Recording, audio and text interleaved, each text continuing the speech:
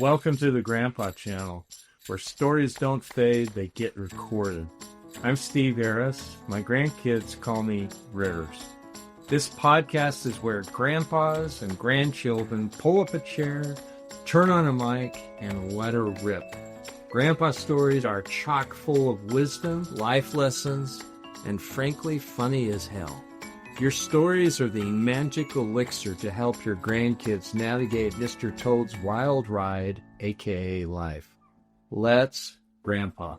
This episode of the Grandpa Channel is brought to you by Hires Big H, home of wonderful hamburgers, French fries, onion rings, the magical and medicinal, so I say, root beer freeze. Head to Hires and treat yourself like the legend that you are. Now back to the channel. Hello and welcome to the Grandpa Channel. Today we have a friend of the Grandpa Channel, a lovely, wonderful person, Ashtyn Salazar. Thank you for coming. And she has a company called Planted Media, which we'll learn about this as we talk. So, Ashtyn, tell us a little bit about yourself. Well, thank you for having me here. First of all, a little bit about me. I am a wife, a daughter, soon-to-be mom come June. Yeah. I am a self-proclaimed foodie and love finding new places to eat and good food. And I'm an old soul. I love all things vintage, school music. You kind of like my music, man. I'm a Fleetwood Mac girl. Frank Sinatra, Ella Fitzgerald. So what is your old soul? What does that stem from? Was this something you walked into in childhood? I was born with it. I don't know. Even from the time I was a little girl, my mom talks about how she was going to not raise a girly girl. She was going to have a strong-willed woman, which I think worked out in a way, but she had bought me like bug bedding for my crib and was, kind of leaning that way. And she said, I just always wanted to wear dresses. I always wanted to just be in the garden with flowers. And she had a CD. It was a Pottery Barnes Kids CD that had all these old music, like Louis Armstrong and Judy Garland, and that was my favorite music listening to growing up. And so I don't know if it was that CD in particular or just my personality, but as the years went on, I realized that's a huge part of who I am. So tell me how this old soul of yours got involved in what you're doing, and explain what you're doing. Okay, so at Planted Media, we are aiming to share the stories that root us. That's our whole tagline, meaning we want to share the stories that make us who we are. And I tell people, you inherit blonde hair or brown eyes or blue eyes or whatever it is, but you also inherit personality traits from your ancestors, including strength and wisdom and courage. And we feel it's important to document those stories so that generations to come can see and hear those stories for themselves. So it started clear back in probably like 2019. I studied sports media at college. I went to BYU and had grand plans to be, the next Holly Rowe or Laura Rutledge. And it was a great experience. I did feature films for BYU TV Sports, helped produce their daily sports talk show. And then I got married and realized I really like nights and weekends with my husband. And so I started looking at different options that I could pivot towards. Well, around that same time, it was 2020, and my grandma, Connie Plant Kern, she had been fighting a 15-year battle with MS.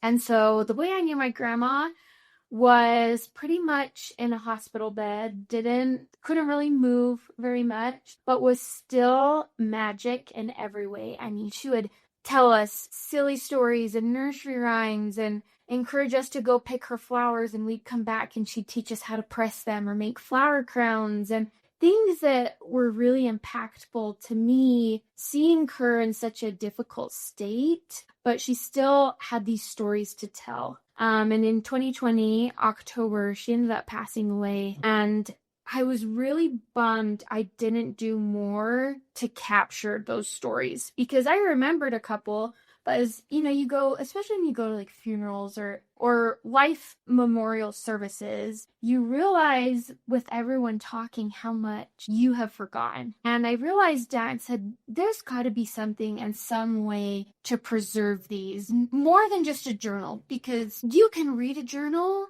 but I can't hear her voice. I can't hear her laugh. I can't see the expressions, when she's telling stories. The cadence of her speech. Exactly. And so at that point, I kind of started exploring this realm of video storytelling. I was doing something very similar for BYTV, where we were doing it with coaches and athletes. And I said, if people want this for coaches and athletes, they would probably want it for their family members too. So started thinking about it, but kind of just pushed it off. And over time, I just kept getting this feeling. And I would tell my husband, and he'd say, you need to pursue this. And it's like, yeah, but it doesn't really make sense. And starting a business is scary. And friends and family and so many encouraging people who pushed me to take the leap. And so it was November of 2022. We officially launched and said, hey, we're going to do this. And since then, we've met so many incredible people and gotten to do so many videos for people that have amazing stories, because I'm a firm believer everyone has a story to tell, and it's important to document. I mean, we did one for you, and it was a great experience, by the way.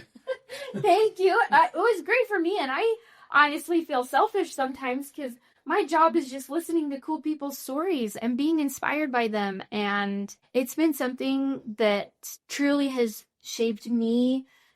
Just from hearing other people's experiences, I feel lucky to do so every day. What are some lessons you've learned from talking to people? Now, are most of the people you've talked to, now I'm super young, 69 years old, but what are some lessons that you can cull out of these interviews that you've done? Absolutely. Well, 69, you look great. I would never invite you. I'll pay you later. Okay. I think one that's really interesting that I found that I don't think I was expecting was families are not all that different. I think obviously family dynamics, different families go through different hardships, but at the end of the day, we were all sent to earth in a family, and that brings its own unique challenges. And oldest siblings, when I interview them, typically have similar sentiments, and youngest siblings have similar sentiments that they all talk about. And it's cool to see that while your experience is your own, you can find strength and commonality amongst so many other people. And that's another lesson, whether that's in a family or an individual or a spouse, you find that everyone's just trying their best, and everyone's just trying to make it through this life in the best way they know how. I find personally that curiosity is very, very important. And I think curiosity, is a sign of affection and love to the person that you're talking to. Because if you are genuinely curious, not in a nosy, tell us the worst thing that's ever happened to you sort of thing, but I think that people respond to genuine, sincere curiosity. And that's what I felt when you were interviewing me, that I felt like I could kind of open up. What role do you think curiosity plays for you and for other people? That's a great question. I think curiosity is what keeps us moving forward, because if we just assumed we knew everything, we're going to learn some really hard lessons. Where if we're curious and we ask people about their experiences, so many things can be avoided. I mean, there's a quote, and I butcher it every time, but history not learned or it's history repeated. And if you can go to your parents or your grandparents or even coworkers, friends, cousins, you can go to them and say, hey, what was your experience with blank? And their experience, then you avoid so much heartache or maybe hard lessons in your own life. And so much of when we do these interviews is really just a genuine interest from the family members of what this person's experience has been. Because, we send out a questionnaire to the family ahead of the interview and say, what are the most important stories or questions that you, Blake, documented, so that we can make sure, I go to ask tell me about your childhood. How did you meet your spouse? That sort of thing. But I don't know to ask about the one family trip you take every year to the lake, right? That sort of thing. Or the details of specific stories that families have heard and they want documented. That they sometimes want to hear over and over and over again. Never embellish. Never embellish. Even still, it shows the personality of the person telling the story. And so when you pair that with truly just a genuine curiosity, because like I said, I'm the luckiest girl in the world to just sit and hear people's stories. And you talked about going over time. Usually it's my fault because I'm sitting here like, well, tell me more and tell me more. Because it's just incredible what people, once their mind gets thinking, can remember. So now, based on your experience, this is going to be a tough question that I haven't cleared with you before, but I run into a lot of people, a lot of grandpas who say, I'm not a good storyteller, or I don't have any stories. Well, how do you respond to that? And do you have any suggestions of how grandpas can pull stories out of their life, hopefully that they'll be sharing with their kids, but especially with their grandkids? I'd love to hear your take on that. It's like a multi-pronged question. It is so real. And, we went to Roots Tech this last March and would have people come up to the booth and I'd say, is this something you'd be interested in or you'd be interested in for your parents or what have you? And they'd say, well, I just am not good with stories and I don't have anything that anyone wants to hear. And the first I would say, stop right there. And you're a nice person. You don't say. Yeah. It was a stop right there. What brings you to Roots Tech today? And so we'd start talking and you get chatting and then I'd say, okay, well, that's really interesting. Where did you find a love for genealogy? Where did you get this passion for family history? And then they start talking about their family. And then they start talking. And once you can get someone talking about things that they're passionate about, you realize everybody has a story to tell. Stories, plural. I totally agree with you. And I think once you kind of break the dam, blow up the dam, that all of a sudden everything kind of comes out, which is really a cool experience. And I can tell you from personal experience that preparing for my interview with Ashtyn, and then just over the last year or two especially, I've been trying to think of stories that I can share with my grandkids. That it's like opened up my 69-year-old. I see the hand of God everywhere. And I see it in my grandmother, my Danish grandmother. I see it in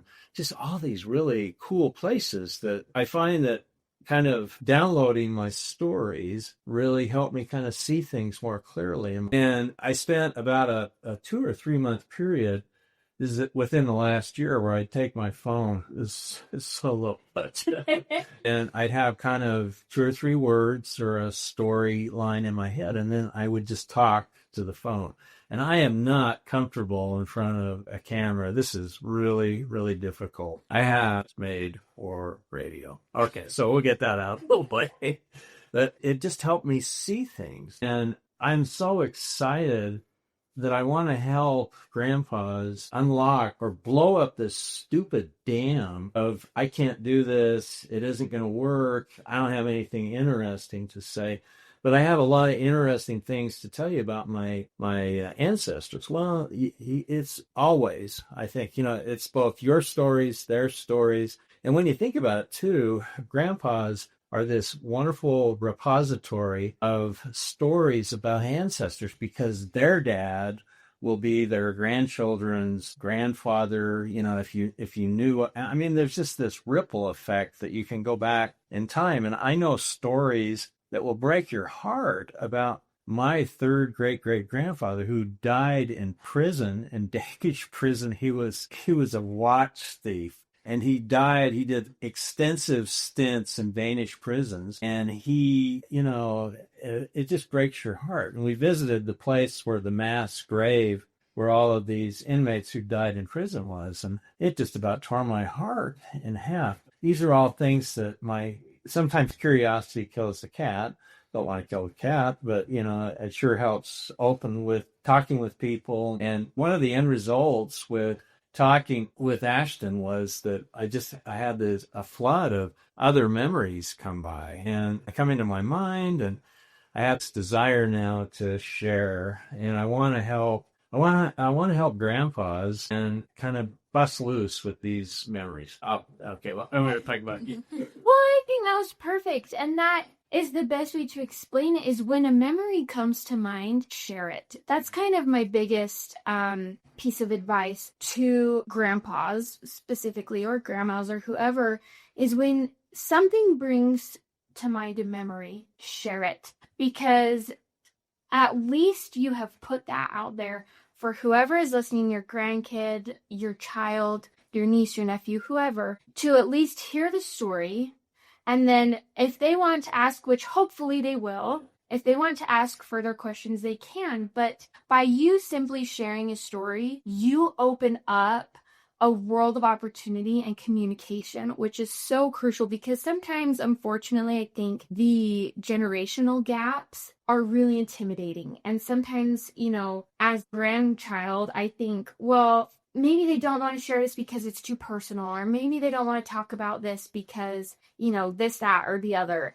And as a grandparent, maybe it's, oh, well, they don't care about my stories. But when you can just let those things go and just say, here's a story, take it and do with it what you will, that means all the world. I think back to my mom's father, maternal grandfather. I adore both my grandparents, but there was a specific time we were at our family cabin, and my mom had pulled out some supplements to take, and my grandpa goes, supplements remind me of when I was a kid. My mom had read this book on supplements and was so passionate.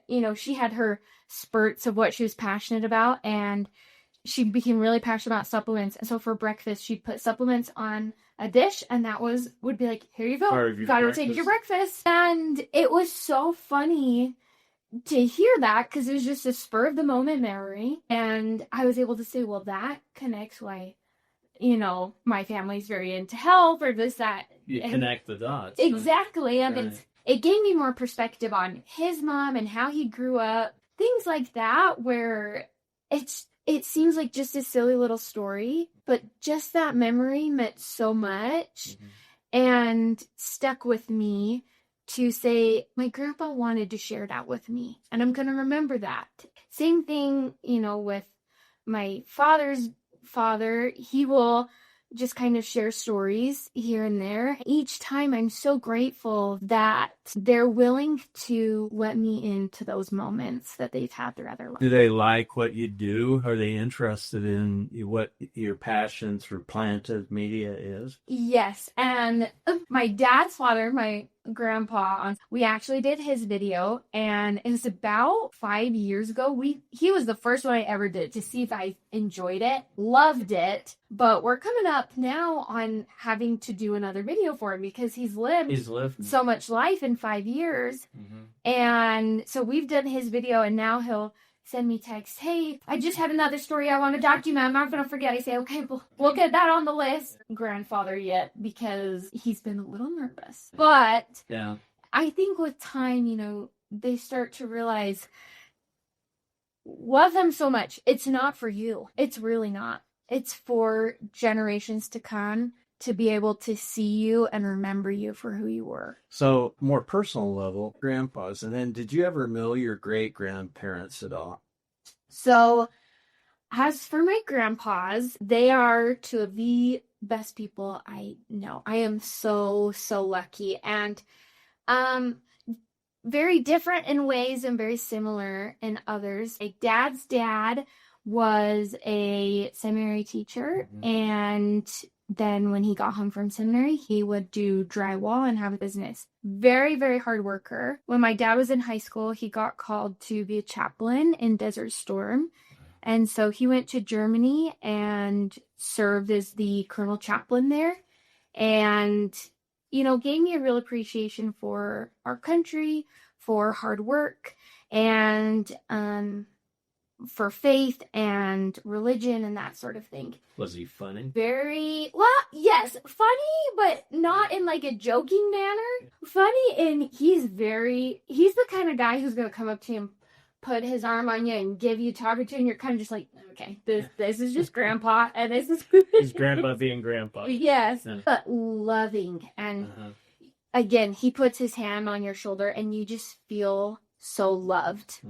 My mom's dad was we called him a mad scientist. He had his own lotion company that he would run out of the basement. So again, very hard worker, but was also a principal. He was the academic vice principal at BYU of Idaho, and gave me a real appreciation for education and learning.